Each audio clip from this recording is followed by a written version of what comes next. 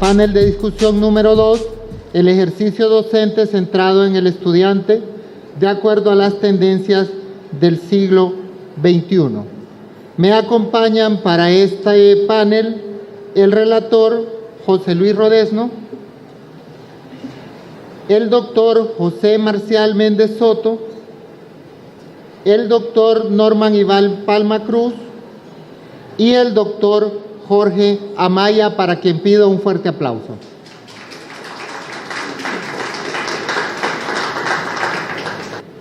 Para iniciar este panel, voy a presentar la hoja de vida de los panelistas, iniciando con el doctor José Marcial Méndez Soto, quien es doctor por la Universidad de Salamanca en el programa Perspectivas Históricas Comparadas y Políticas de la Educación, en máster en Educación de la Facultad de Ciencias Sociales de la Universidad de Chile y además máster en Pedagogía de la Universidad Metropolitana de Ciencias de la Educación, también de Chile.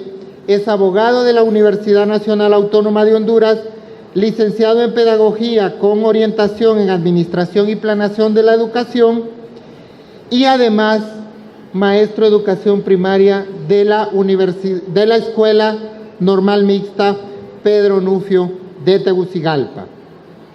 Es catedrático de la Escuela de Pedagogía de nuestra universidad y además ha sido catedrático de la Universidad Pedagógica Nacional Francisco Morazán y director del Instituto Héctor Pineda Ugarte de la colonia Hato de en Medio de Tegucigalpa. Además, el profesor ha participado de la Sociedad Española de la Educación Comparada SEC y es miembro del primer Colegio Hondureño de Maestros PRIGMA y del Colegio de Pedagogos de Honduras, Colpedagogos. Un fuerte aplauso para el doctor Marcial Méndez. Luego, quiero presentarles al doctor Jorge Amaya. Él es coordinador de la maestría en Historia de nuestra universidad. Además, es doctor en Historia Latinoamericana y dentro de sus publicaciones tiene libros como Historia de Honduras, Los árabes y palestinos en Honduras, Los judíos en Honduras y además libros como La comunidad garífuna y sus desafíos en el siglo XXI. Un fuerte aplauso para el doctor Amaya. Finalmente voy a presentarles al doctor Norman Iván Palma Cruz, quien es originario de Valle Bonito, Comayagua, Honduras. Actualmente es el secretario de la Facultad de Ciencias Espaciales de la Universidad Nacional Autónoma de Honduras. Es profesor de la Maestría Académica Regional Centroamericana en Astronomía y Astrofísica y hace investigaciones en esa área, en física y en astrofísica de altas energías, junto a otros investigadores de Estados Unidos, Europa y Latinoamérica. Cuenta con varias publicaciones internacionales en revistas de astrofísica, tales como el International Journal of Modern Physics, y además ha sido coordinador general de posgrado de la Facultad de Ciencias Espaciales, miembro del Consejo Universitario de nuestra Casa de Estudios y miembro del Consejo General de Carrera Docente del claustro de profesores de la Facultad de Ciencias Espaciales. Es doctor y máster en física con énfasis en astrofísica por la Universidad de Ohio en Estados Unidos y máster en Astrofísica de la Facultad de Ciencias Astronómicas y Geofísicas de La Plata, en Argentina. Un fuerte aplauso para el doctor Palma. Comenzaremos entonces este panel con la presentación del doctor Marcial Méndez. Doctor. Muy buenos días nuevamente. Un agradecimiento especial a la universidad, a la dirección de docencia por esta oportunidad de participar y hacer esta actividad. El panel, estamos centrados en un panel en el ejercicio docente centrado en el estudiante de acuerdo a tendencias del siglo XXI. En mi presentación me voy a concentrar en el perfil del profesor universitario en el siglo XXI. Parto para esta presentación de la noción que poco a poco he ido construyendo en mi experiencia como profesor universitario, sin tener las pretensiones de ser exhaustivo en un perfil de profesor universitario, sino más bien a partir de una práctica pedagógica en el aula y que puede ser sometida prácticamente a discusión y en contraste, justo para ser equilibrado con algunos colegas,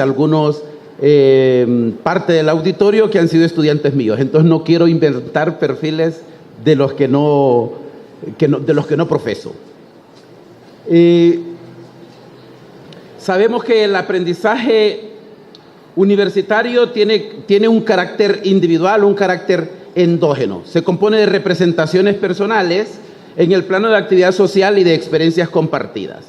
Yo creo que los profesores universitarios tenemos nuestras propias planteamientos, nuestras propias ideas, pese a nuestras propias formaciones. Llevamos implícito unas prácticas pedagógicas en el aula, unas acciones pedagógicas que también conllevan a otorgarnos, a concedernos un perfil. De inicio, y a lo mejor por moda o a lo mejor porque es bonito y porque es interesante, somos los mediadores o los acompañantes de esa construcción del conocimiento de los estudiantes. Yo creo que tenemos claro, el estudiante construye su conocimiento, pero no en solitario. No podemos tener constructores del conocimiento si no tenemos una mediación oportuna, una mediación equilibrada de estos otros. Y estos otros para el estudiante somos los profesores, son sus compañeros. Pero en realidad la carga fuerte recae en el profesor.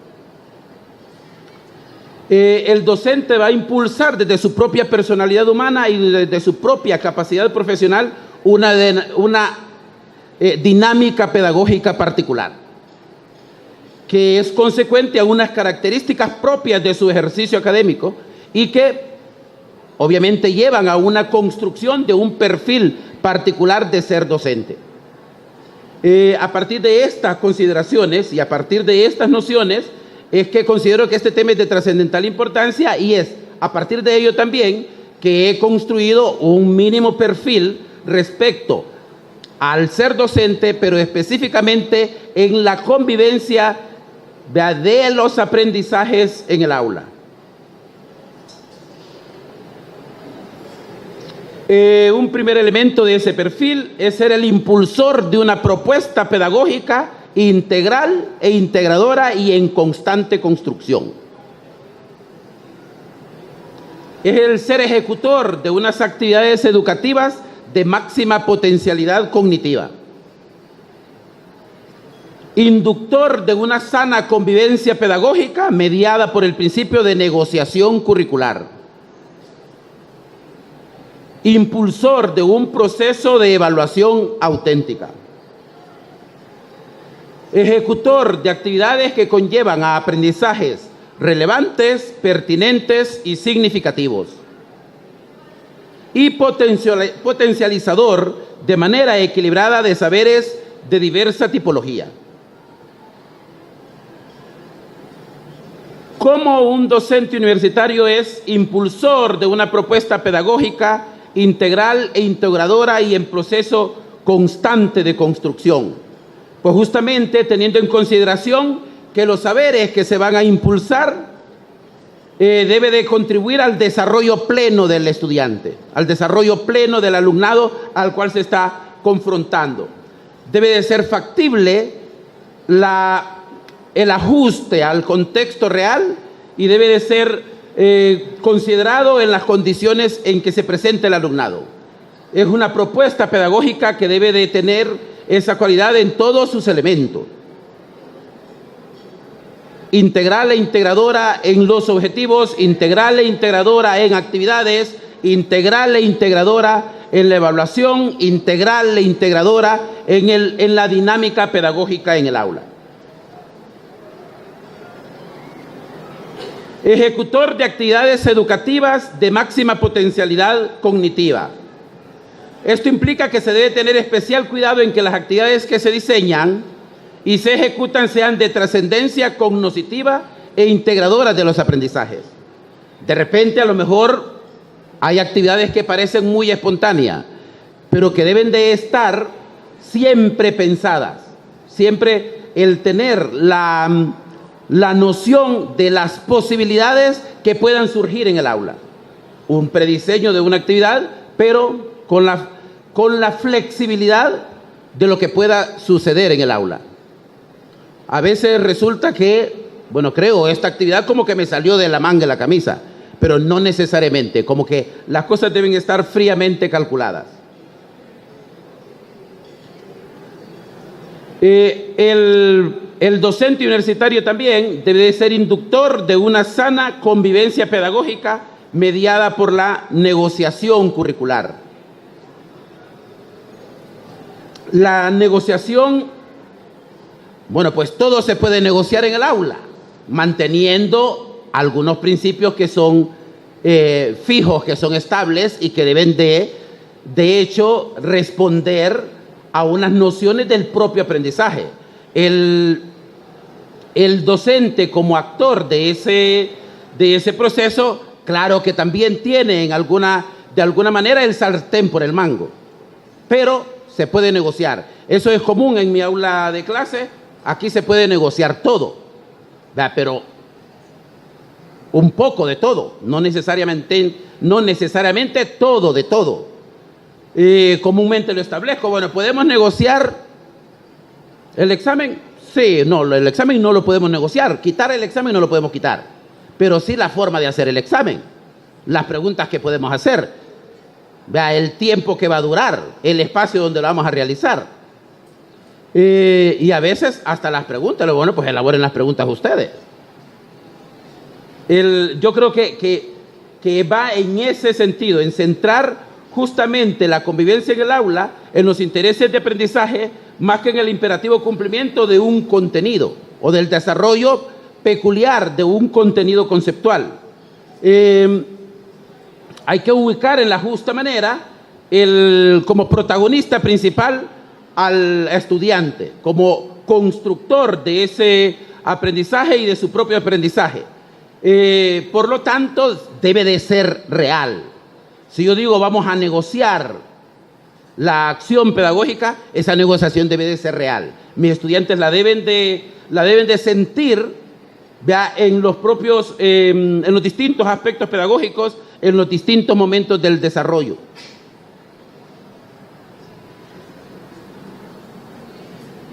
Impulsor de un proceso de evaluación auténtica. Las actividades de aprendizaje deben de tener como finalidad fundamental y primordial la retroalimentación y seguimiento de avances. No necesariamente vamos a hacer actividades de aprendizaje conducentes a obtener notas. Aunque en el aula yo también, comúnmente, todo lo que se hace en el aula y fuera del aula que ha indicado el profesor, vale. Yo comúnmente eso lo digo con mis estudiantes. Todo lo que haga vale. Valen puntos. Porque definitivamente, pues el estudiante hace sus actividades académicas por puntos. Esa es la gratificación esencial que tiene. Entonces, claro que debe de tener un valor, pero la actividad no es, la finalidad no es obtener el punto, es justamente realizar la actividad, porque si la actividad la tengo bien pensada, entonces quiere decir que es una actividad importante, es una actividad que tiene utilidad. Se debe de tener entonces de manera pertinente, racional y equitativa la certificación de los espacios de aprendizaje, la certificación temática. No es el examen solo para ponerle la nota, es el examen para tener cierta actividad cognitiva que demuestre de una u otra manera algún avance en el proceso de aprendizaje. Por lo cual también se debe tener una variada gama de actividades de evaluación, de diferentes momentos, de distintas intensidades y de distintas finalidades.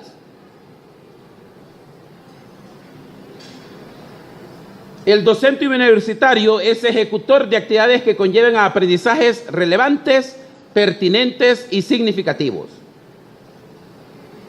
¿Qué implica la calificación de este tipo de actividades o de las actividades de aprendizaje? Implica que debe de tenerse una dinámica pedagógica que conlleve justamente a eso. Hacer de este principio de la relevancia, del principio de la pertinencia y del principio de la significatividad una verdadera tarea conjunta entre docente y estudiante. Yo digo, pues cuido la pertinencia, ¿va? Porque me corresponde saber que las actividades que se están desarrollando, que los contenidos que se van a desarrollar, sea lo que corresponde, ¿va? De acuerdo a una secuencia, de acuerdo a un tiempo, de acuerdo a un espacio. Comparto la relevancia, porque mi estudiante viene de una realidad propia. Por lo tanto, su codificación de contenidos, la relevancia que le pueda conceder a actividades son diferentes. Entonces, comparto el proceso de otorgar relevancia a contenidos. Creo que los profesores lo sabemos. Hay contenidos irrelevantes, hay contenidos poco relevantes y hay contenidos muy relevantes. Pero a la inversa del estudiante también. Hay contenidos que le son completamente irrelevantes. Entonces, ahí el establecer el equilibrio.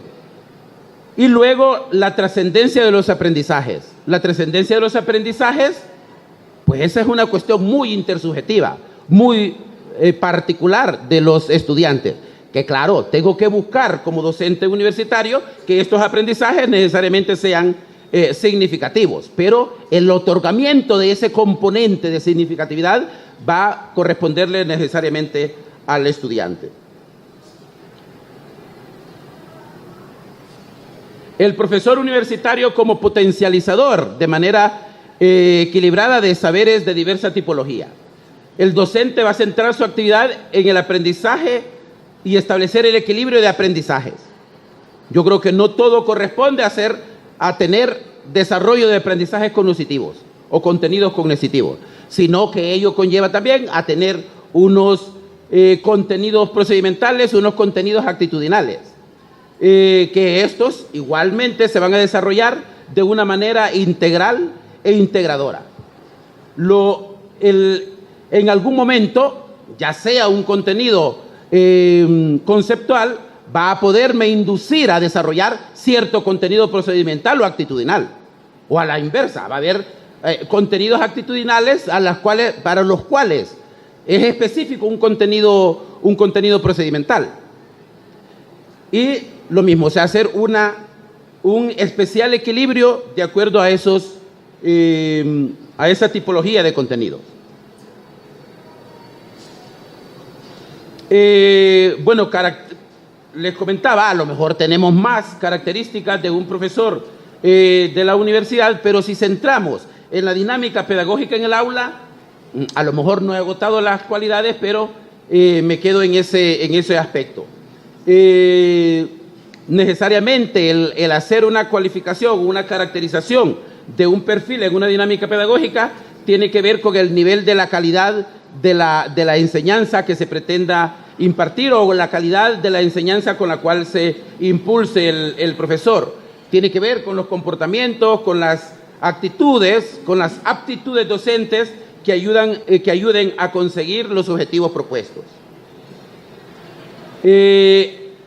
Comúnmente encontramos buenos profesores que tienen prestigio, pero por los informes de investigaciones, por los informes de verdad. Y a veces encontramos muy buenos profesores que a lo mejor son muy buenos investigadores para enseñarle a sus alumnos y no tienen registrada ninguna investigación. Son muy buenos vinculadores, ¿verdad? Y le enseñan a hacer vinculación a sus estudiantes y hace vinculación con sus estudiantes, pero no tiene registrada ninguna vinculación. Por lo tanto, también la universidad debe de verificar, debe de establecer realmente cómo se está haciendo el proceso de esta evaluación del docente, porque en algunos momentos hay como unas etiquetas complejas por la noción que tiene la universidad respecto al equilibrio de las funciones docentes. Y luego sabemos que hay una diversidad de planteamientos, una diversidad de perspectivas que puedan calificar a un profesor universitario. Eso, claro, crea muchas complicaciones. No hay un perfil único del profesor, pero yo creo que sí hay una referencia del que sí es buen profesor, que va siempre vinculado a esa noción de convivencia y a esa interrelación humana con el estudiante. Y para dejar tiempo, bueno, hasta aquí. Muchas gracias por haberme escuchado. Escuchamos ahora al doctor Jorge Alberto Amaya. Muy buenos días a las personas que nos visitan desde Perú, creo que nos visitan también de Costa Rica. Deseo agradecer también la invitación a los compañeros de la Dirección de Docencia Universitaria y deseo también saludar cariñosamente a muchos colegas que nos visitan de los centros regionales que tenemos esparcidos por todo el país. He visto gente que viene de Choluteca, de Danlí, también he visto colegas. Y bueno, los que vienen de todo el país, un caluroso saludo y también un abrazo fuerte a los colegas de aquí, de Ciudad Universitaria, esta universidad que es, creo, de las cosas más positivas que tiene esta Honduras, que está tan denigrada a nivel internacional, con tan poca institucionalidad, con tan poca legitimidad, pero creo que la Universidad Nacional es de las cosas positivas. Así que pues voy a compartirles, voy a tratar de volar también como mi amigo el doctor Marcial, para presentarles, contarles primero que yo soy historiador y entonces cuando se empezó a planificar la celebración del Congreso de Docencia, pues me pidieron también que intentara dar una mirada a cómo se han desarrollado, cómo han evolucionado históricamente los modelos pedagógicos que ha experimentado Honduras como un Estado republicano. Bueno, es bien difícil establecerlo en 15 minutos, pero voy a hacer todo el esfuerzo posible. Y entonces, en primer lugar, voy a situarles, ¿no? Voy a describirles una rápida descripción de la evolución histórica de los modelos pedagógicos en la historia de Honduras, para finalmente, en la segunda parte, compartirles, una mirada a cómo es el contexto del estudiantado universitario nuestro del presente siglo XXI, y cerrar con algunas conclusiones sobre pues cómo veo el ejercicio docente del siglo actual y especialmente del modelo pedagógico que intentamos expandir en esta cuarta reforma universitaria. Bueno, con respecto al primer punto, este tema, como historiador, me ha interesado mucho investigar el tema de la historia de las ideas, lo que se llama la historia intelectual, y en parte me interesa estudiar, o me ha interesado estudiar en los últimos años, la historia de la educación en Honduras.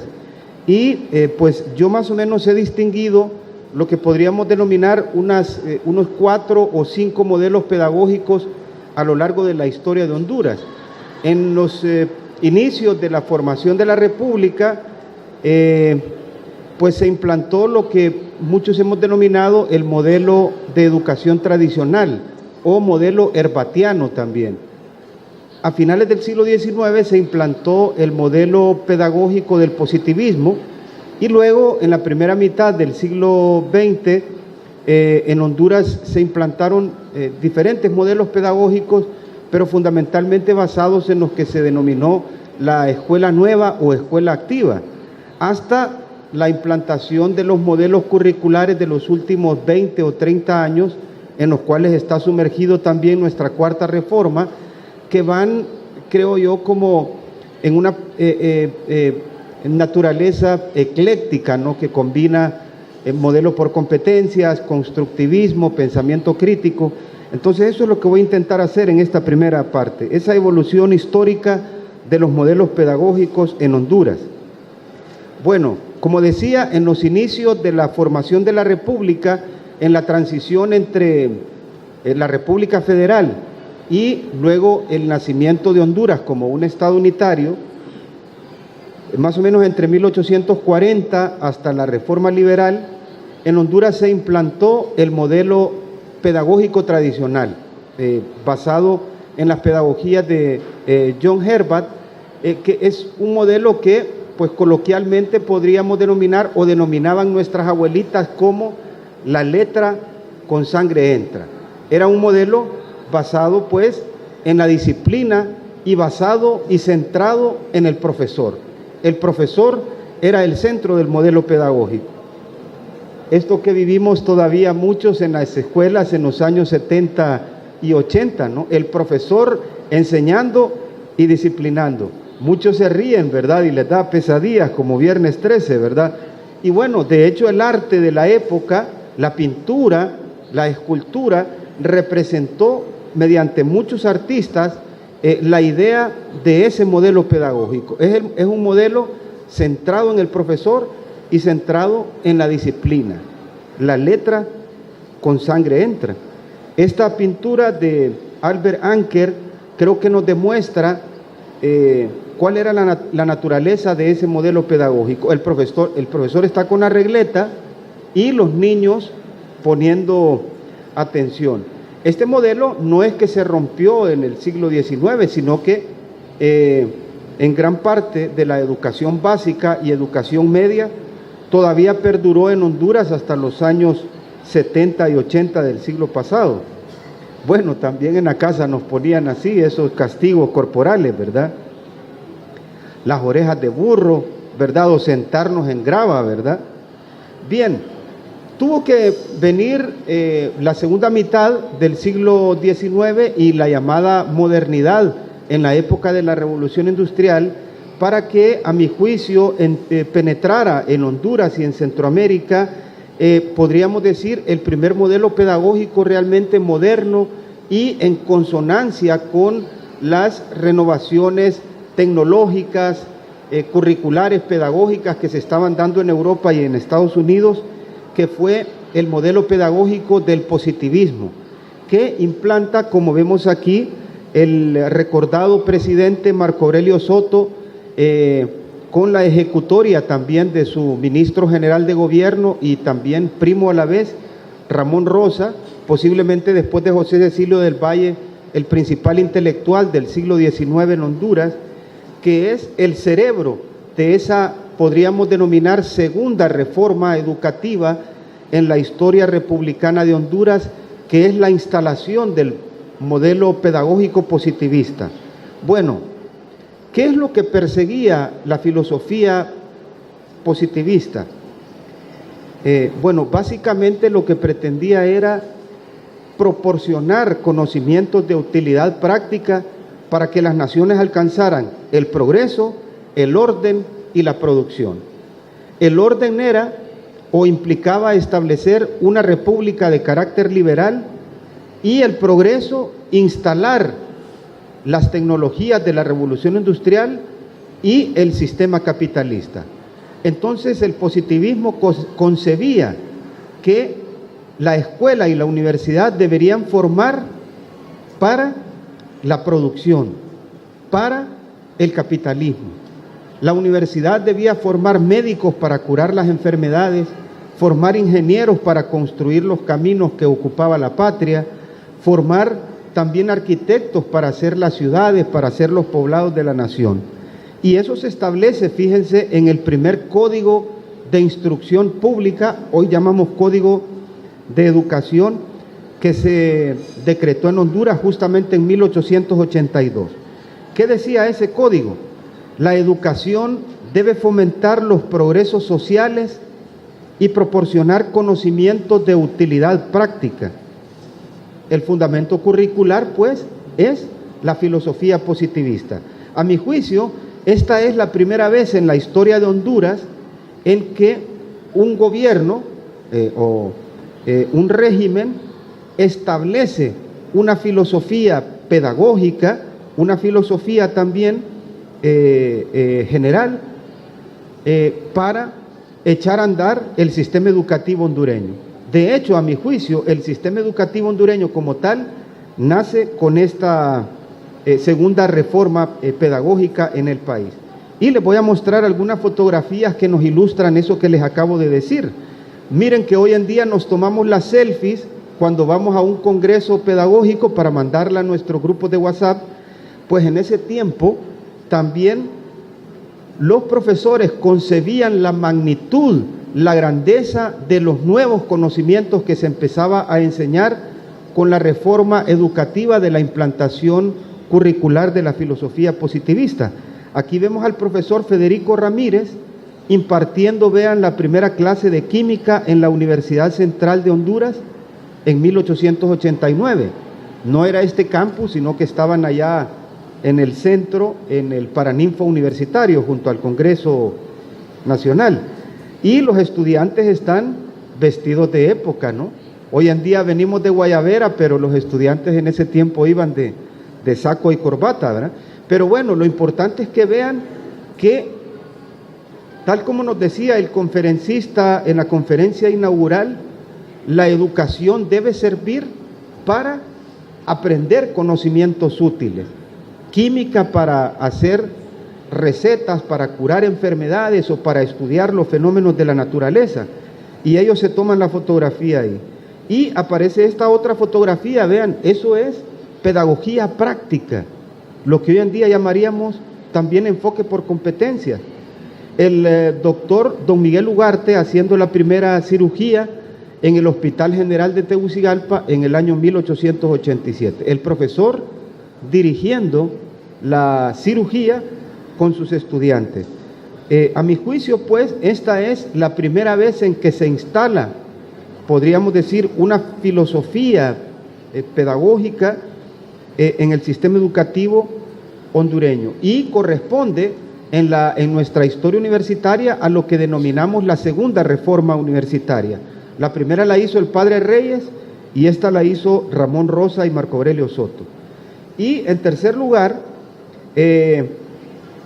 más o menos en la primera mitad del siglo XX, ya entre 1900 más o menos, y creo yo hasta la década de los años 50 o todavía los años 60, se instalan en Honduras fundamentalmente las ideas pedagógicas del pragmatismo y también la llamada escuela nueva y escuela activa de John Dewey, básicamente instaladas a través de los códigos de instrucción, hoy en día llamaríamos códigos de educación, de 1906 y 1923, alcanzando su expresión máxima con la ley educativa emitida en 1947 en el gobierno de Tiburcio Carías Andino. ¿Cuáles eran las premisas de la escuela nueva o la escuela activa? Bueno, decía que el fin de la escuela no puede estar limitado al aprendizaje, la escuela debe preparar para la vida, decía. O sea, ya nos vamos encarrilando en un modelo pedagógico moderno o a la altura del siglo. Decía que si la escuela debe preparar para la vida, la naturaleza y la vida misma deben ser estudiadas. Cuando yo estaba en la escuela, en los años 70 en Honduras, del siglo XX, ¿verdad? No del siglo XIX. Recuerdo que nos llevaban de excursiones. Claro, no había los niveles de violencia que hay hoy en día en Honduras, que te matan por un celular. Nos llevaban de excursiones a pueblos, a ciudades, a las ruinas de Copán, nos llevaban a los museos. Hoy en día, por la violencia, pero también por la crisis económica, los profesores pasamos encerrados en el aula. Casi no hacemos esta pedagogía activa o de visitar o de ver la naturaleza. Decía, los contenidos educativos deben organizarse partiendo de lo simple y concreto hacia lo complejo y lo abstracto. ¿Se recuerdan de aquellas lecciones? Las plantas nacen, crecen, se multiplican y mueren. Y por último, al considerar al niño como artesano de su propio conocimiento, el activismo daba primacía al sujeto y a la experimentación, algo que hemos, creo, ido perdiendo. Y bueno, finalmente, el cuarto modelo pedagógico que se ha instalado tanto en el nivel de básica y media, como también universitario en los últimos 20 años, sabemos que es más o menos un modelo bastante ecléctico que, creo yo, salta entre constructivismo, el enfoque por competencias y muy poco, creo yo, aunque parcialmente lo dice en los enunciados de las reformas, de la filosofía del pensamiento crítico. Se dice en los papeles, pero no creo en el fondo que enseñemos tanto pensamiento crítico. Creo que intentamos hacer constructivismo y enfoque por competencia. Bueno, y para ir cerrando la segunda parte, tal vez presentarle ya el contexto en el cual los profesores estamos formando a los jóvenes millennials, a los jóvenes de este siglo XXI, que son una generación totalmente diferente de toda la historia. Bueno, yo parto de la premisa y les voy a compartir algunas estadísticas que estamos en un momento crítico de muchos desafíos para la formación de estudiantes en Honduras. Los docentes creo que trabajamos en condiciones casi de volvernos enajenados, casi de perder la razón, porque las culpas se nos echan solo a nosotros, se nos evalúa solamente a los profesores, etcétera. Vamos a presentar esos. Bueno, Honduras es un país lleno de jóvenes, ¿verdad? Aparece ahí el mapa mundi donde más del 30% de la población es gente joven, y Honduras es uno de esos países en el mundo. Pero la cuestión es que cuando vemos los niveles, las tasas de matrícula, sí tenemos ya casi matrícula universal en el nivel de educación básica, especialmente de primero a sexto grado. Pero cuando va subiendo el nivel, vamos viendo las desigualdades. En educación básica del tercer nivel es de apenas el 39%, en media de 26%.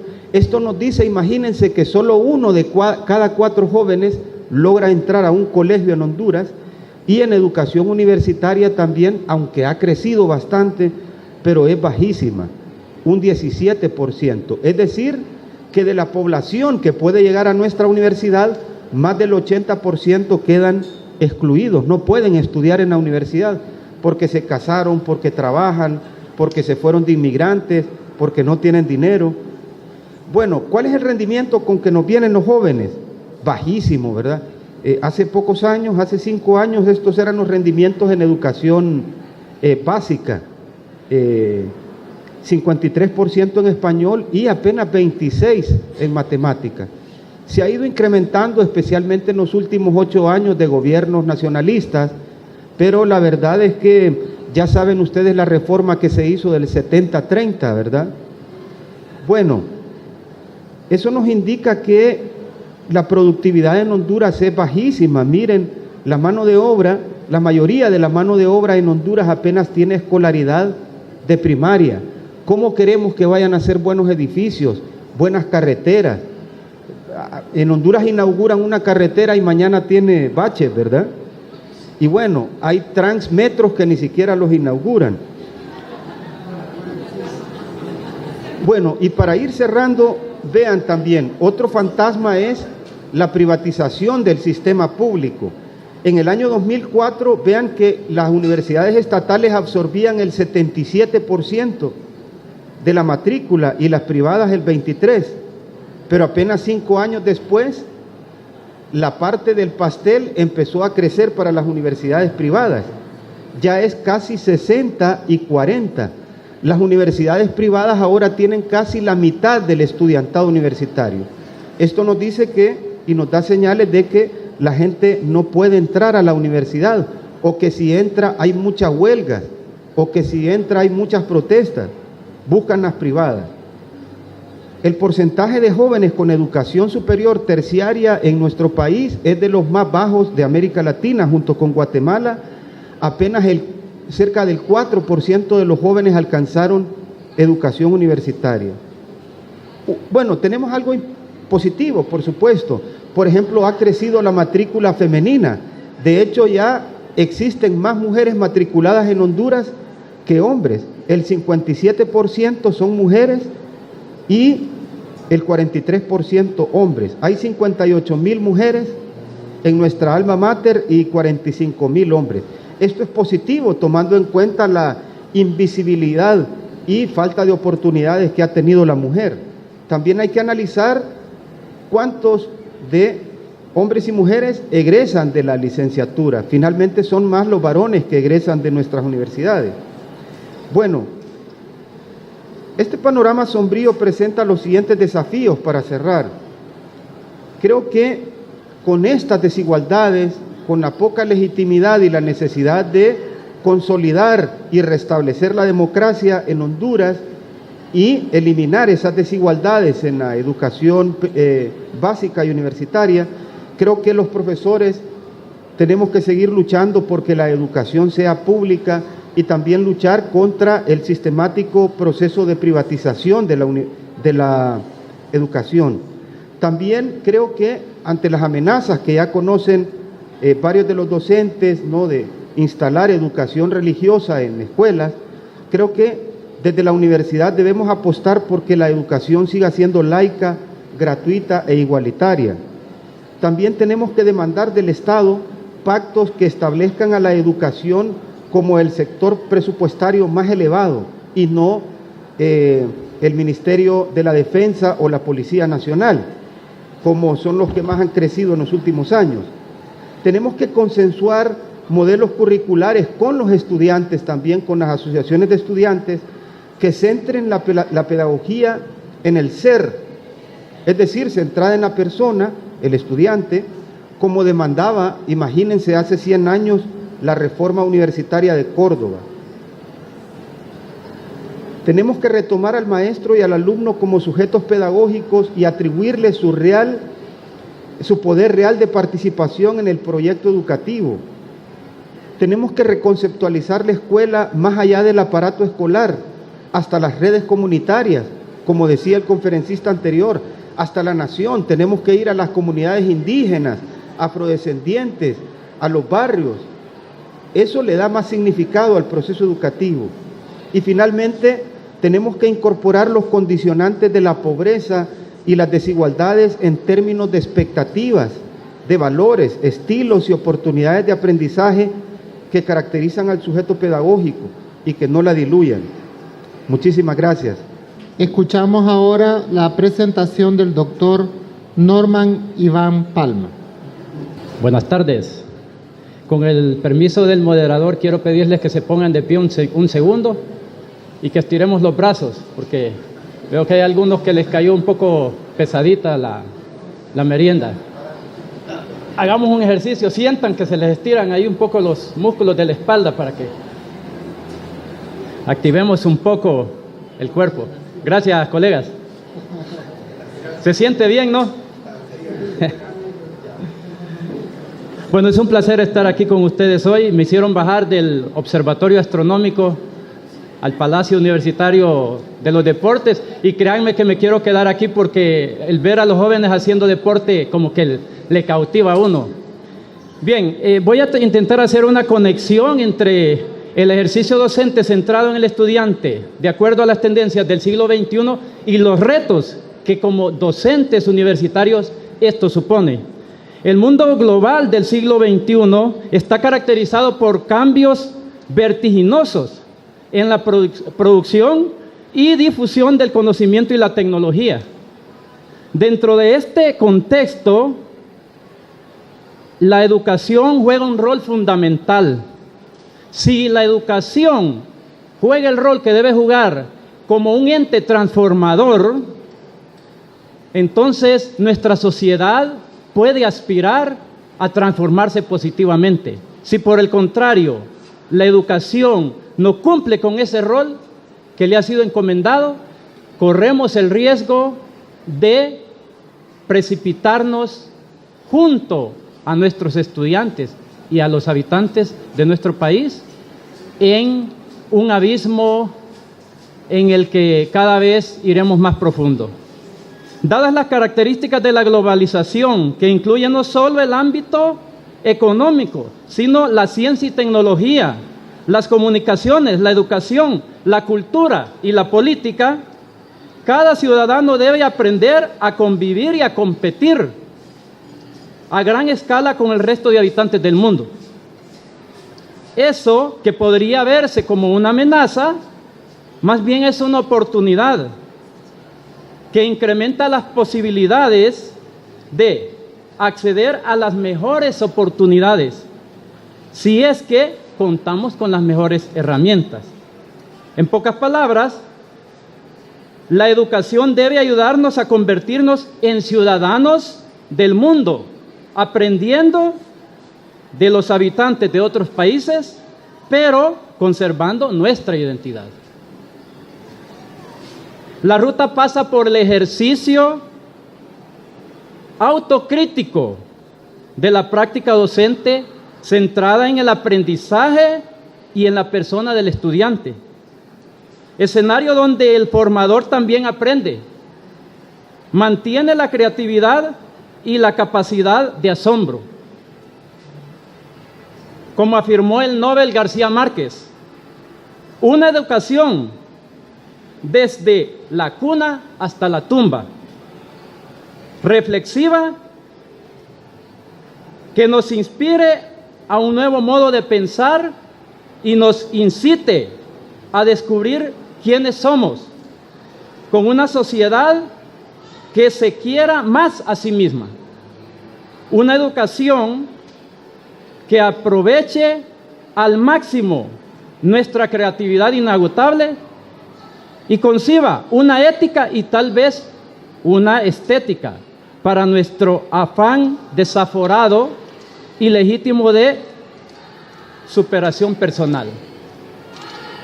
Se trata de alcanzar aprendizaje significativo, el cual engloba de manera más completa la dimensión emocional, motivacional y cognitiva.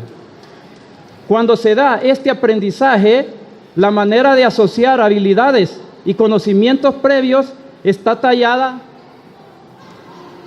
por la fuente motivacional y el significado que se le atribuye a lo que se aprende.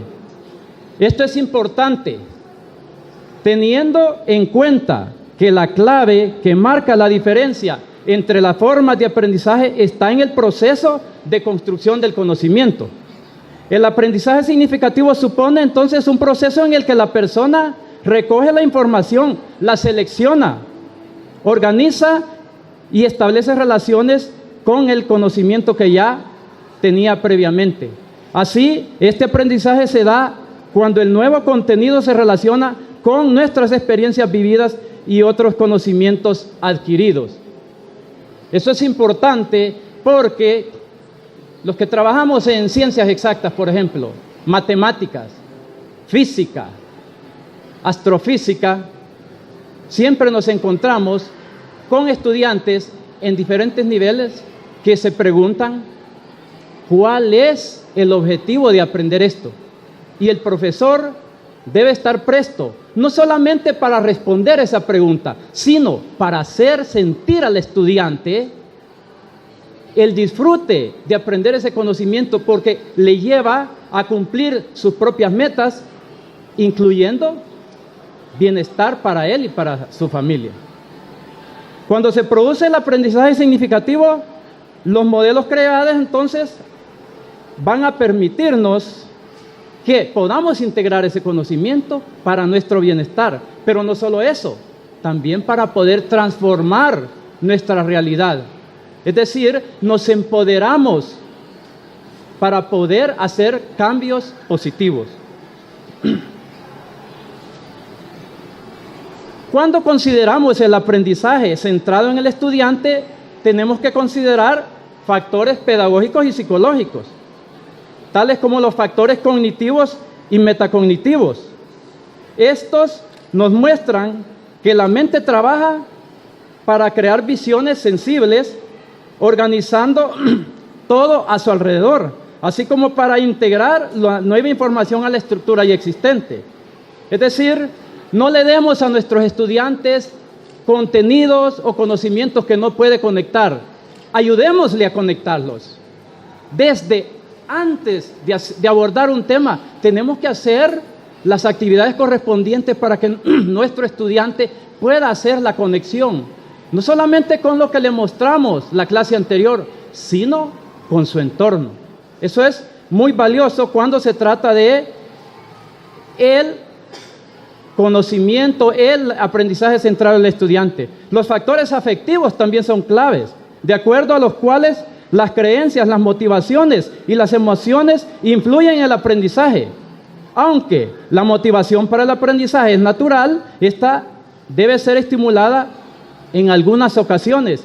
No sé si a ustedes les ha ocurrido que llegan a la clase y en algunos momentos dan temas y los estudiantes están 100% activos todos, pero hay ocasiones en las que llegan y ven la desmotivación en los estudiantes, probablemente por factores psicológicos, probablemente porque le asaltaron cuando venía para la universidad, probablemente porque se le murió un familiar, pero a veces esa desmotivación es porque el estudiante no encuentra conexión entre lo que usted está abordando y su realidad. Entonces ahí en esos casos es cuando el docente tiene que ser lo suficientemente hábil para poder ayudarle al estudiante a conectarse y a motivarse acerca de esos aprendizajes. También están los factores personales y sociales y también están las diferencias individuales, que esto es muy importante. Para uno de docente realmente es un gran reto poder visualizar a cada uno de los que tenemos en esos asientos en el aula como un individuo, porque lo más fácil es llegar y aplicar la media o la mediana o la moda a la hora de dar nuestra cátedra o a la hora de evaluar, pero en realidad el reto es grande porque cada estudiante es una persona en sí misma y tiene su propio background y sus propios problemas. Así que es importante saber que las personas aprenden diferentes cosas a diferente ritmo y de diferente manera. Este aprendizaje está en función del medio ambiente y de la herencia. Les voy a dar el ejemplo. Yo, además de ser astrofísico, soy físico y matemático y me relaja dar la clase de matemáticas. Así que de vez en cuando voy a dar la clase a una universidad privada, la clase de geometría o de trigonometría o de álgebra lineal o de ecuaciones diferenciales. Y lo que me encuentro es que hay estudiantes que tienen una alta vocación para aprender las matemáticas. Lo aprenden rápido, pero hay otros que lo aprenden lento. Todos tenemos las capacidades, pero tenemos diferentes ritmos de aprendizaje y eso es importante que el docente lo maneje. ¿Cuáles son los retos que supone para nosotros los docentes el poder enseñar en el siglo XXI? Centrándonos, por supuesto, en el estudiante. Ya que en el siglo XXI la abundancia cognitiva de sociedad conectada y en red, esta propone nuevos retos al profesor. El profesor debe buscar un conocimiento profesional para un desempeño en el que pueda cada día ser mejor. Todos los días el docente está obligado a crecer profesionalmente. No se puede dar el lujo de descansar ni un tan solo segundo. Cada día tenemos que prepararnos. Estamos en una competencia con nuestros propios estudiantes en el acceso a la información. ¿Cuál es la diferencia entonces entre nuestro estudiante y el docente? ¿Qué es el extra que debe dar el profesor al estudiante para que se muestre la diferencia? Entonces, imagínense ustedes, quiere decir que los docentes no solamente tenemos que estar en armonía con el dominio de esos nuevos conocimientos, sino que además tenemos que tener la habilidad para poder ayudar a nuestros estudiantes a aprender de la mejor manera. Entonces, hay que tener presente que nuestros docentes del siglo XXI deben tener creatividad e innovación. Eso es fundamental, principalmente en el ámbito de la ciencia. Debemos ser creativos e innovadores. Tenemos el reto de enfrentarnos a estudiantes que vienen de un sistema educativo con un enfoque bastante tradicional.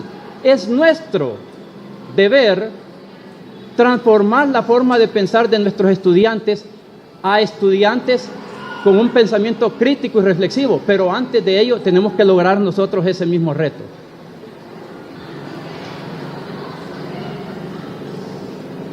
Como docentes, entonces, debemos de ser ingeniosos, mantener los ojos abiertos con los avances tecnológicos, alcanzando las nuevas oportunidades a medida que surgen, a la vez que colaboramos con los demás y construimos relaciones efectivas.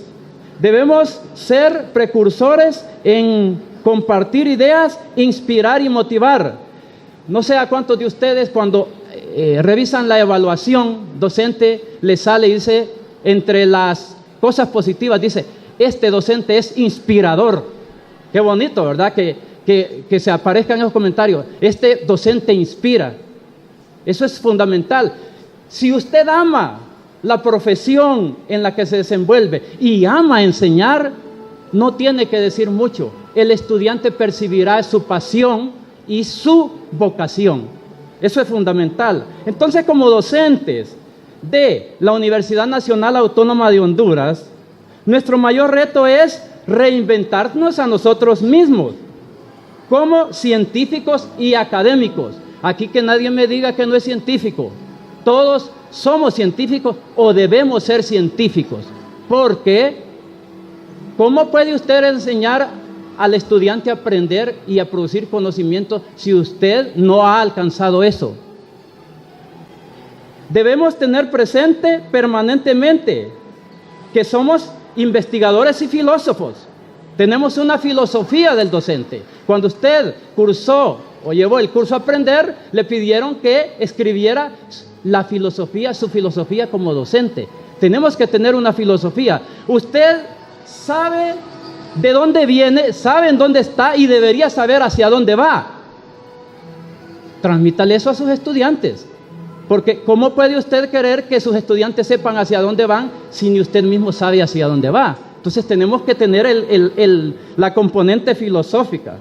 Estamos para ayudar a nuestros estudiantes a vencer una forma de pensamiento impuesta por el sistema educativo tradicional en el que fueron educados.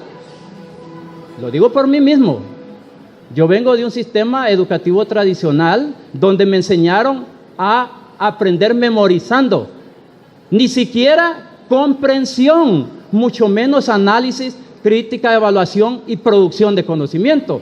Pero es nuestro reto, compañeros docentes, transformarnos, reinventarnos a nosotros mismos para poder transformar la forma de pensar de nuestros estudiantes. El alcanzar esta meta implica un gran beneficio para nuestros estudiantes y para nuestro país, porque la transformación positiva de una nación se está transformando la forma de pensar de sus habitantes.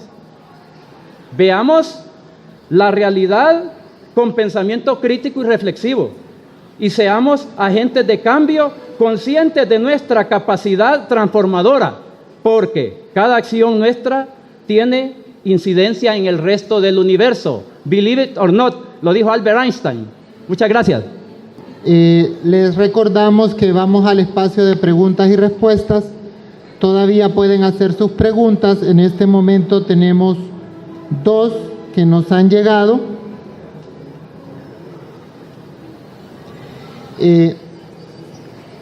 No dice para quién, pero dice cómo se puede manejar una didáctica práctica en las ciencias exactas. Mencione algunas ideas prácticas y experiencias. Me imagino que esta pregunta es para el doctor Palma, porque él es el que mencionó que era profesor de ciencias exactas.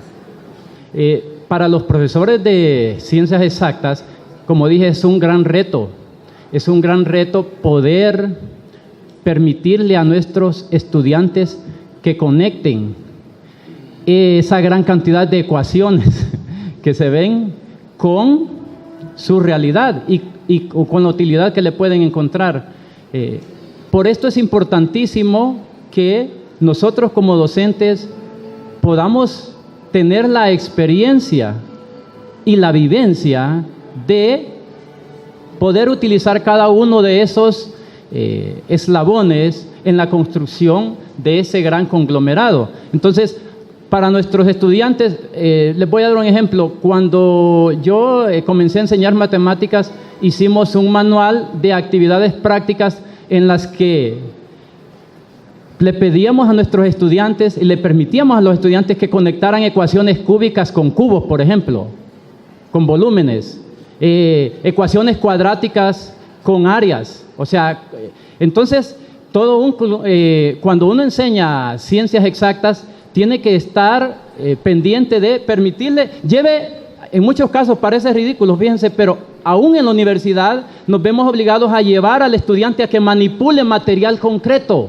para que pueda sentir la conexión entre eso que parece tan abstracto y la realidad. Entonces, de hecho, las ciencias exactas en el ámbito básico que enseñan en las universidades son una de las mayores oportunidades que tenemos para poderles mostrar a nuestros estudiantes que lo más simple del universo son las ecuaciones que nosotros como matemáticos podemos construir, porque esa es la versión simplificada del universo complejo en el que vivimos. Gracias, doctor. Esta pregunta es para el doctor Méndez. Dice, vivo un momento crítico en mi clase. En la actualidad parece que los estudiantes están desinteresados, desconectados, desmotivados. Parece que viviéramos en dimensiones diferentes. Yo quiero enseñar a aprender y ellos quieren seguir obteniendo solo contenido. ¿Cómo explicar esa transición? Bueno, complicada la pregunta. Muy complicado. Yo creo que bueno, pues el ser docente también es un proceso de ir aprendiendo cada día. O sea, si yo ubico mi primer clase universitaria a la clase actual, bueno, pues hay unas notables diferencias, ¿verdad? O en cuanto al ejercicio. Entonces, no es muy fácil el poder dar una receta, porque yo tengo mi estilo de ser profesor, o sea, mi propio estilo. O sea, yo comúnmente, cuando me presento con mis estudiantes, les digo, yo soy José Marcial Méndez Soto, y no hay otro. Si hay otro, es una vil imitación, porque a lo mejor también me siento tan apropiado de mi propio rol como docente. Entonces yo creo que la cuestión es a lo mejor creérsela también, porque yo creo que como docente yo me armo mi propio panorama.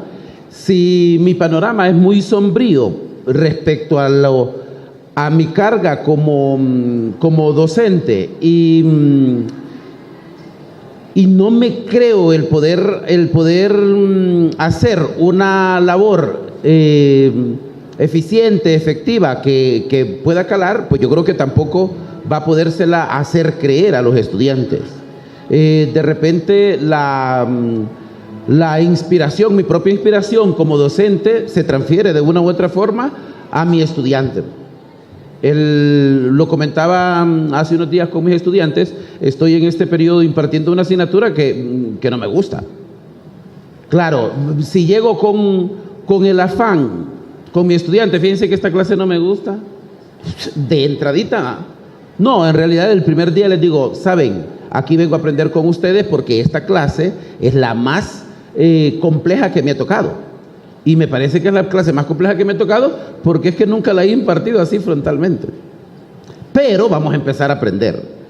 Y entonces ya empecé a ver el panorama de la clase, ahí me pongo a comentar con ellos, ya empecé a ver el panorama de la clase, ya sé que en esta clase se trabajan temas como esto, ayúdenme porque yo creo que muchos de ustedes ya saben más temas, y así. Entonces, claro, si llego con mi creencia prejuiciosa previa, a lo mejor y tampoco impulso, yo creo que mis alumnos de esa clase ya están todos metidos en rollo. Ya les digo, bueno, no, ninguno les digo, a ver cuántos se retiran. No se retiraron, más bien se agregaron unos cuantos. Entonces yo creo que va el impulso respecto a cómo se pueda asumir una asignatura por parte de los estudiantes, va también del impulso personal. Sé que hay situaciones muy adversas. He tenido yo asignaturas también sumamente complejas, adversas. ¿Verdad? Tener a lo mejor una experiencia de un grupo de estudiantes en donde todos les salen reprobados. Y estudiantes que no es que sean, a lo mejor no están incorporados en lista de malos estudiantes o que no haya tenido unas actividades que a lo mejor sean importantes. Me ha pasado también. O que también se tengan estudiantes con esos altos niveles de desmotivación que no se puede explicar el queda. Lo tengo. Yo creo que ahí hay que establecer un juego entre lo que soy capaz de transferir con mi propia accionar y creérmela y lograr que se la crean los estudiantes también. Gracias. Muchas gracias, doctor. Esta pregunta es para el doctor Amaya. Dice, en su experiencia docente con los diferentes modelos que ha aplicado usted, ¿puede describir si el estudiante del siglo XXI está listo para los nuevos retos que enfrentan con las desigualdades que ofrece el sistema? Y le voy a hacer dos al mismo tiempo porque aquí está otra para usted. Dice, ¿en qué se pensaría en vez de la religión en la educación? Quizás sería una formación en valores. Muchas gracias. Qué pregunta más interesante. Bueno, con respecto a la primera, yo empecé bien joven a dar clases, tengo ya más de 20 años de dar clases a nivel universitario y he transitado entre universidades públicas y privadas. Yo empecé en universidades privadas. Claro, el ambiente de las universidades privadas es muy privilegiado, ¿verdad? Es como estar en Estados Unidos o en Europa dando clases en un país como Honduras, con tantos problemas. Ya en el caso de la última década más o menos, con los estudiantes que los sociólogos denominan millennials, yo creo que nunca nos habíamos enfrentado a retos tan difíciles del proceso de enseñanza-aprendizaje. Mi experiencia es que siento yo que ellos nos adelantan en muchísimas cosas.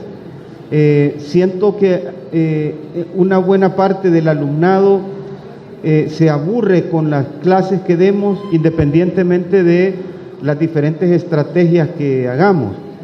Siento yo también que ellos son una generación que tienen mucho más valor, me refiero a valor o autoestima, que la que tuvimos los que nos formamos en un modelo pedagógico autoritario, el que llamaba el modelo tradicional, donde la profesora nos pegaba.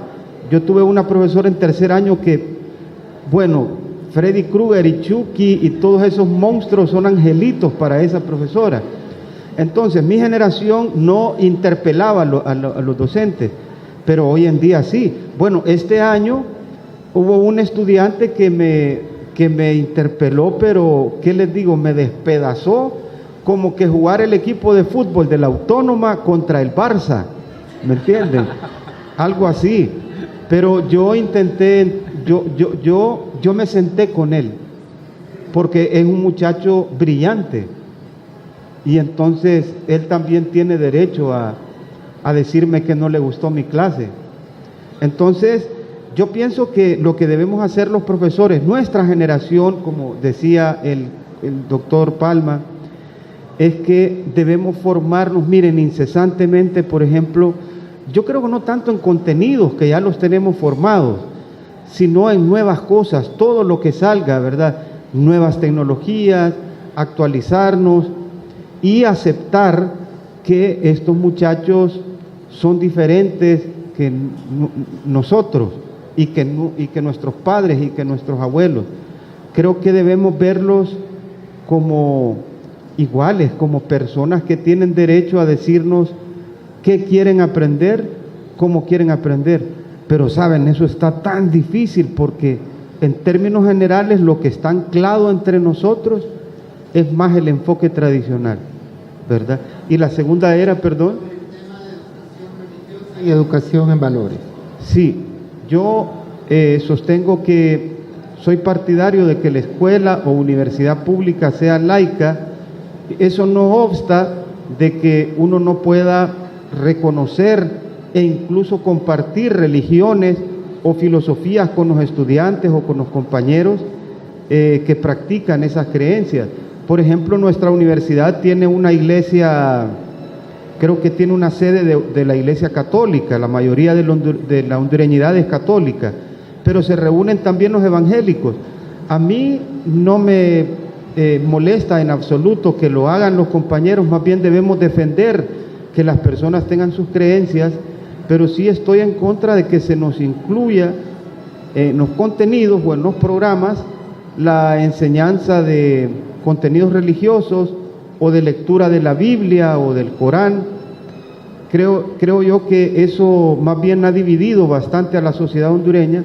Por tanto, la universidad debe profundizar ya el programa que tiene, ¿no?, de educación en valores, instituido en el programa Lo Esencial. Lo que debemos promocionar son valores, pero desde el punto de vista filosófico, ¿verdad?, no religioso. Gracias, doctor. Tengo dos preguntas más y las dos van en el mismo sentido.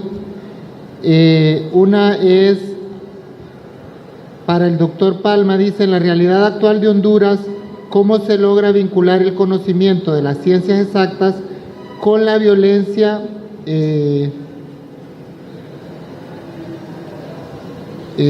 ahí está un poco extraño lo que sigue después, no entiendo. El asesinato de jóvenes estudiantes, ese es un tema. Y el otro tema, por eso les digo que están relacionados, porque habla de vulneración de derechos humanos. En este congreso se habla de tendencias y desafíos en los que tiene que involucrarse el sector docente y el alumnado. Mi pregunta es para el sector, ¿cómo se involucra el sector discapacidad? Porque de ellos no se habla. Por ejemplo, ¿cuántas personas con discapacidad hay en la universidad? Y si la universidad tiene barreras de acceso para estos estudiantes, ya que esta persona siente que las universidades privadas son más inclusivas de personas con discapacidad. Así es. Sí, gracias por la pregunta, muy interesante. Fíjense que cuando se tiene dominio del tema, de la materia que se enseña, se mira un universo de posibilidades para ayudarle a nuestros estudiantes a relacionar el tema que se está discutiendo en clase con su realidad. Nos podemos ir desde lo más inmediato. Hablemos del tema de violencia, por ejemplo. Cuando hablamos del tema de violencia, automáticamente pensamos en el Observatorio de la Violencia de la Universidad Nacional Autónoma de Honduras, por ejemplo, y pensamos en estadísticas. La verdad es que es lamentable, pero es nuestra realidad. A mí me gustaría poder relacionar que el tema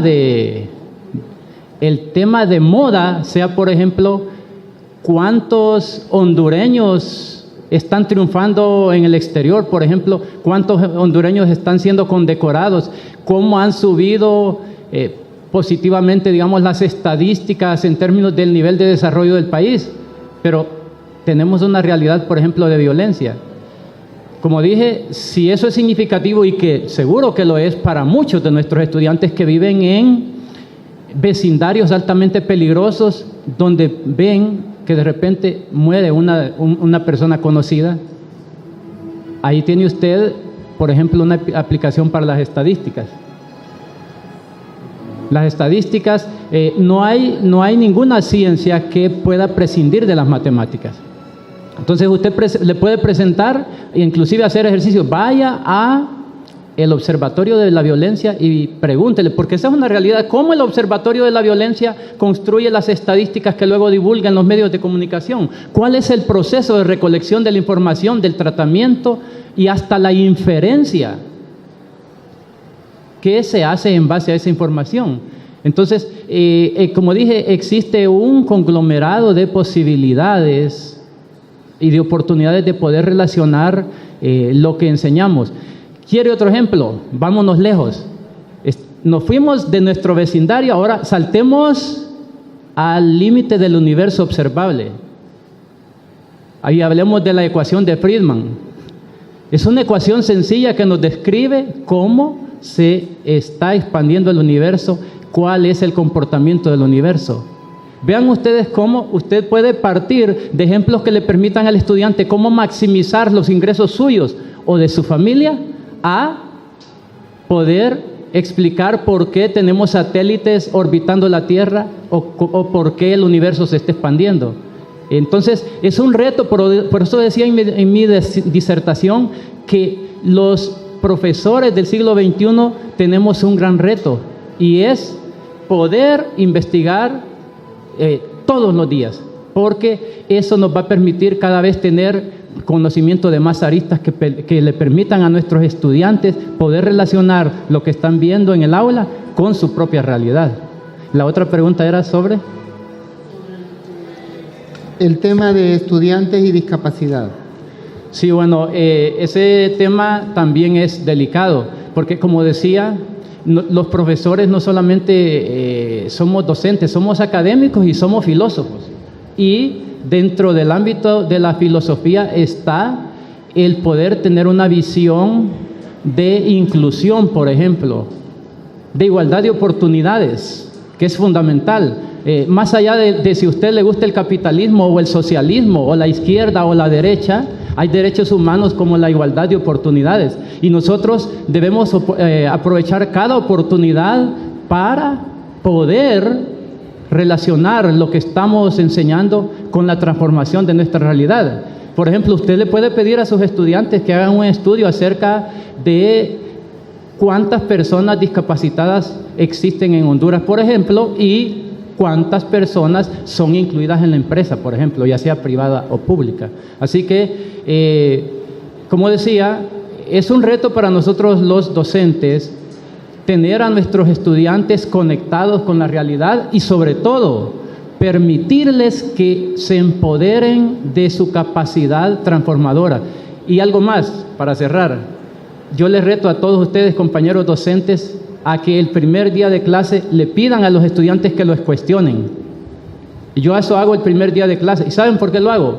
Porque el principio fundamental de la ciencia es el cuestionamiento. Hay que cuestionarlo todo. No le enseñe a su estudiante que le crea las cosas solo porque usted las dijo o porque aparecen en un libro. Enséñele a cuestionar, enséñele a integrar ese conocimiento a su realidad, y si pasa el filtro de su cuestionamiento, entonces que lo haga suyo. Eso es importantísimo, porque ese es el principio fundamental de la ciencia. Solo quisiera añadir algo, porque casualmente una estudiante mía está haciendo una tesis sobre este tema de estudiantes con discapacidad en la Universidad Nacional. Creo que esa es una de las deudas que tenemos como comunidad universitaria. Ella ha recabado estadísticas en la DICE, en la Dirección de Asuntos Estudiantiles, en la BOAE, en la Vicerrectoría, y señala que se tiene registrado un poco más de 600 personas con discapacidades en la universidad. Eso es mucho menos del 0.00 no sé cuánto %. Sin embargo, ese mismo estudio que está haciendo ella señala que el Ministerio de Salud reconoce que hay casi 900,000 personas con alguna discapacidad en Honduras, es decir, 1 de cada 10. significa que la universidad debería tener muchísimos más estudiantes, pero creo que en los últimos años se ha avanzado, se han hecho políticas ya, por ejemplo, de mejorar los accesos, hacer ascensores, rampas, pero la universidad necesita más incluir no solamente personas con discapacidades, sino también de los pueblos indígenas y afrodescendientes del país. El doctor Méndez quiere complementar y aprovecho para hacerle una pregunta y que me ayude con la respuesta. Cuando el estudiante está en el centro, ¿dónde está el docente? Esa fue la pregunta que hicieron.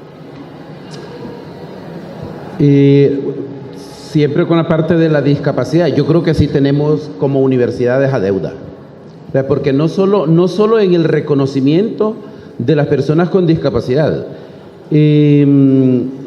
sino en la apropiación de los saberes del discapacitado. O sea, yo creo que no hemos logrado todavía el tener una noción de adecuación de las enseñanzas, adecuación de las actividades para las personas con discapacidad. Y es sumamente complejo el despertar también el interés para ello, no solo por parte del mismo profesor, sino por parte de la institución. Yo creo que la universidad tiene deuda. Estoy recordando, hoy justamente estamos celebrando la Semana Internacional de las Lenguas de Señas para las personas sordas. La universidad está en deuda.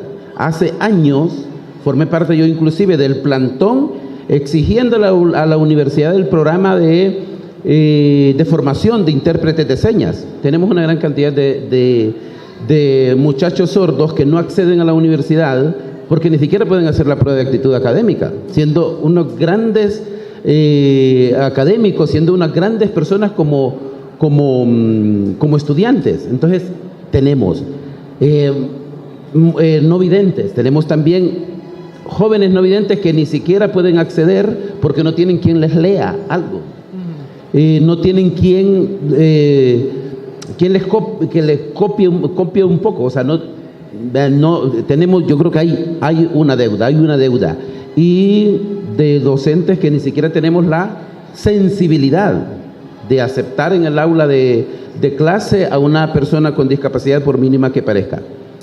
Si el estudiante está en el centro, ¿dónde está el profesor? Pues también en el centro, nada más que no en el mismo centro. Yo creo que aquí estamos en la situación en la que se planteaba con toda la idea de Paulo Freire. Bueno, pues si es que los dos estamos en el mismo lado, vea, con Paulo Freire, vea, en la educación horizontal, estamos los dos al mismo lado. Sí, estamos los dos al mismo lado, pero no bajo la misma postura.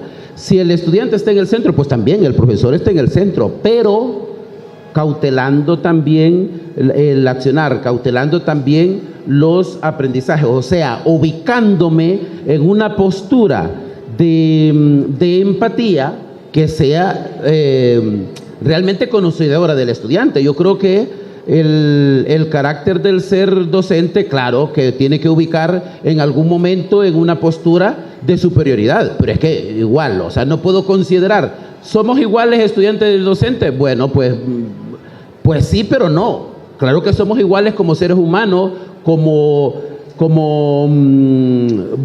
seres que tenemos una dignidad, pero claro que el profesor tiene que estar en superioridad en un montón de situaciones, justamente en ponerse en la posición del otro, justamente en ponerse como conocedor de estrategia, justamente en los conocimientos. Pues, o sea, si voy a estar igual a mi alumno, entonces, bueno, pues no me contrate como profesor.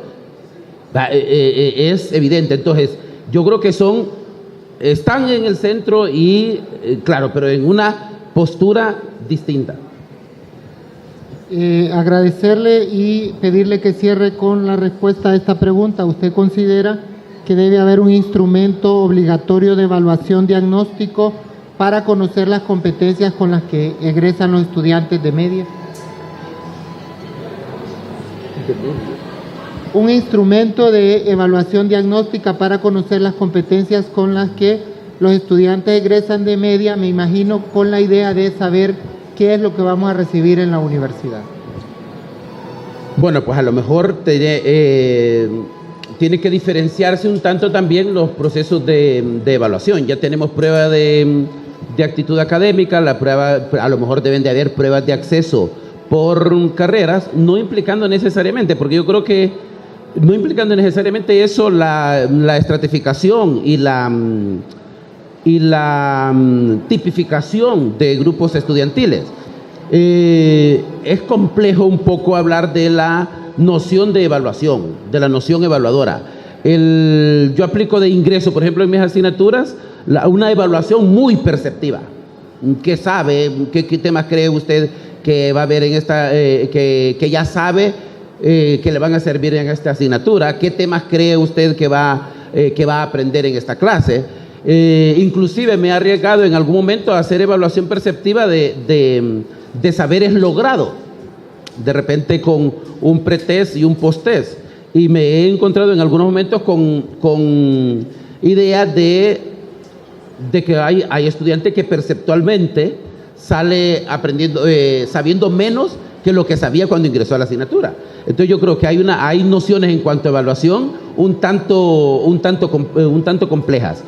Ahora yo creo, si se evalúa para poder ubicar en nociones remediales y no necesariamente para hacer más torturosa el proceso de selectividad, bienvenido, debe de hacerse esos procesos. Muchas gracias. Escuchamos entonces ahora el relato que José Luis Rodesno preparó para esta panel de discusión. Buenas tardes. Buenas tardes. Vamos a dar lectura a lo que es el resumen de los aspectos importantes aquí abordados por cada uno de los expositores, y vamos a comenzar con el doctor Marcial Méndez. Y él comienza con lo que él denomina el perfil del profesor universitario del siglo XXI. Partiendo, dice que de la práctica pedagógica es en las aulas, y que aquí hay ciertos requisitos, dice. El primero, en el perfil del docente, es propulsor pedagógico integral constante de construcción. El segundo, ejecutor de las actividades educativas de máxima potencialidad y cognitivas. Inductor, la tercera, inductor de una sana convivencia pedagógica a medida por principio de la negociación curricular. El cuarto punto, impulsor de un proceso de evaluación auténtico. El quinto punto, ejecutor de actividades que conlleven el aprendizaje relevantes y pertinentes y significativos para los alumnos. Y el último punto que él pone es potencializar de manera equilibrada saberes y saberes de diversas tipologías. Ahora vamos con lo que el doctor Amaya expuso, y él parte de lo que es la evolución histórica de los modelos pedagógicos en Honduras desde del siglo XXI. Y él nos señala que son fases. La primera es la evolución de los modelos pedagógicos. Esto él comienza con lo que es en el contexto del estudiante del siglo XXI, el ejercicio del docente en el siglo actual, y con lo que es la evolución del modelo, él plantea las escuelas, y él comienza con la escuela tradicional en el siglo XIX, aplicada aquí. Todavía dice el doctor en ejemplo que aquí se mantuvo esta educación tradicional de la disciplina todavía en la década de los 70s y 80s en Honduras. La educación durante la reforma, la educación durante la reforma de 1877 a 1900, que la denomina el positivismo, entrando en el gobierno de Marco Aurelio Soto en la segunda reforma en la educación, y esto está enmarcado en una filosofía positivista. El tercer punto que el doctor, nos planteó fue el pragmatismo y la escuela activa en el siglo XX. Esto más que todo por John Dewey desde 1906 a 1937, y esto entraría también en parte lo que era en el periodo del doctor Carías Andino. También habla del doctor Amaya sobre la actualidad, la situación de la educación en el país. Honduras es un país de gente joven, de niveles de matrícula universitaria muy baja, apenas el 17%. El rendimiento académico es bajo, tanto en español y como en matemáticas.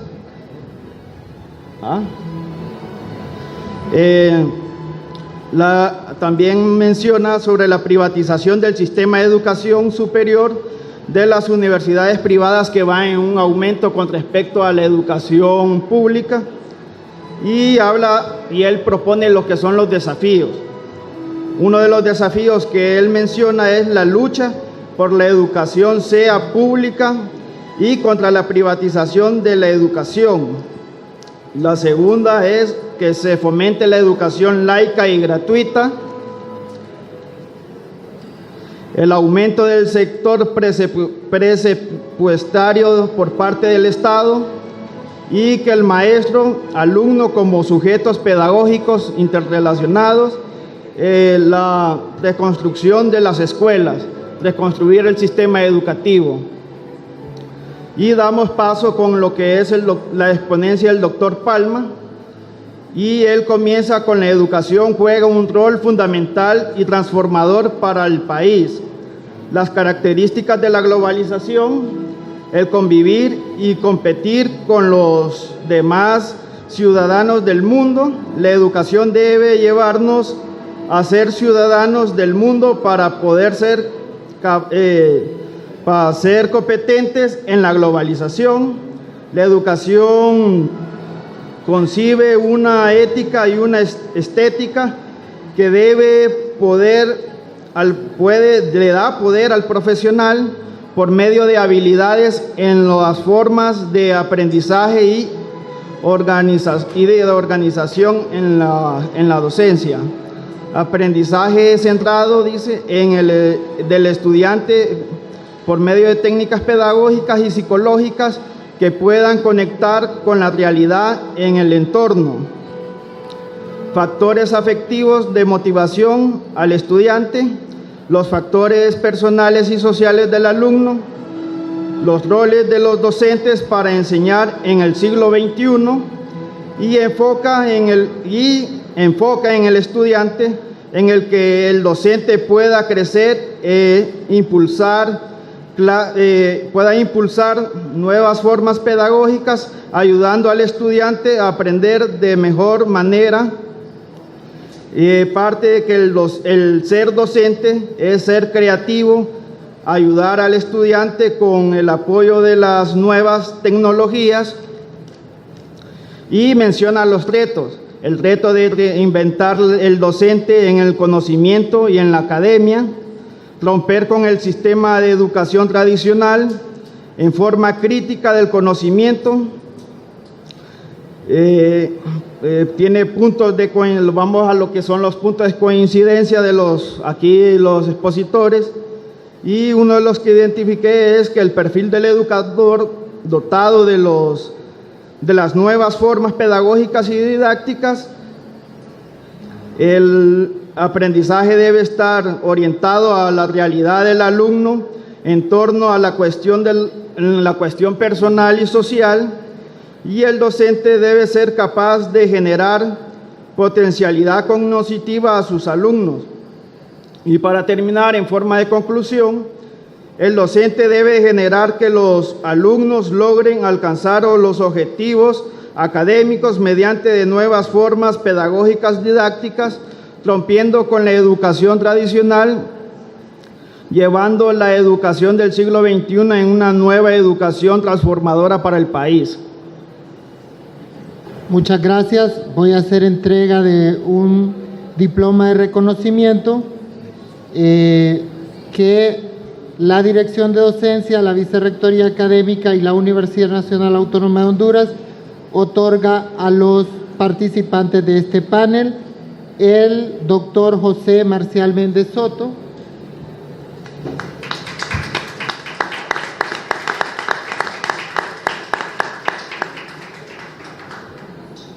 El doctor Jorge Alberto Amaya Vanegas.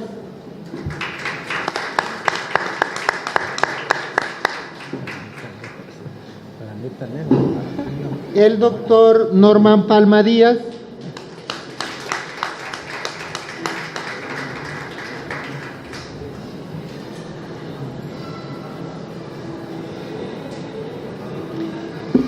Y José Luis Rodesno.